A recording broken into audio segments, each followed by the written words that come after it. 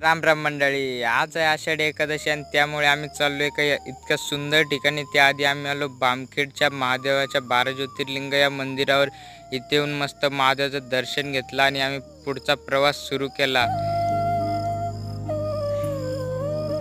1-1.5 घंट्यानंतर लगेच पोचलो वैष्णवगडावर. तिथे आल्या आल्या लगेच आम्ही बारीला लागलो दर्शनाच्या. तर तिथे येऊन पाहिलं आपला सचिन दादा मस्त सेवा देत होता.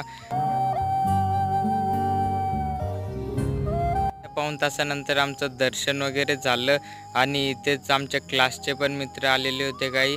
त्यानंतर आम्ही फराळाचं केलं आणि लगेच मुलांना काही घ्यायचं होतं सामान, त्यांनी ते घेतलं. जायच्या टायमाला चहा वगैरे पेला. मस्त सिंदखेडरायाची दिंडी आलेली होती महादेवाची. तर मित्रांनो, व्हिडिओ कसा वाटला कमेंटमध्ये नक्कीच कळवा आणि तुम्ही जर इथे कधी आलेले नसाल तर जरूर वैष्णवगडावरील विठ्ठलाच्या दर्शनाला या.